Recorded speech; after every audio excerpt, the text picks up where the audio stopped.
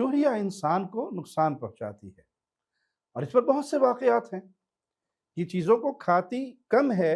خراب زیادہ کرتی ہے۔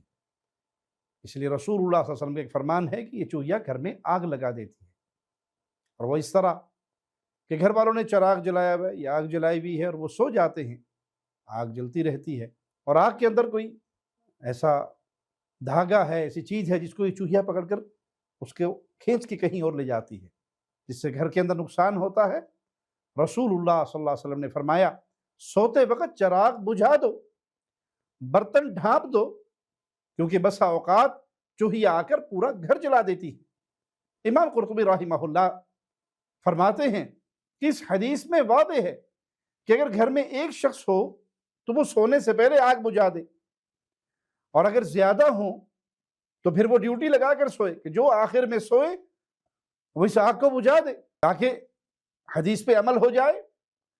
اور جو شر آپ صلی اللہ علیہ وسلم نے بیان کیا چوہیا کے حوالے سے، اس سے بھی گھر والے بچ جائے۔ اسی طرح ابن عباس رضی اللہ عنہ فرماتے ہیں کہ رسول اللہ صلی اللہ علیہ وسلم ایک چادر پر بیٹھے ہوئے تھے،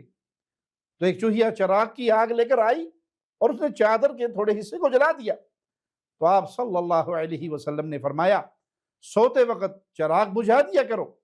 کیونکہ اس کی شیطان رہنمائی کرتا ہے اور یہ اس طرح نقصان کرتی ہے۔ تو معلوم ہوا اس کے پیچھے شیطان ہے جو اسے اس چیز پر ابھارتا ہے کہ اس سے انسان کا نقصان ہو، تو اسے ہلاک کر دینا چاہیے۔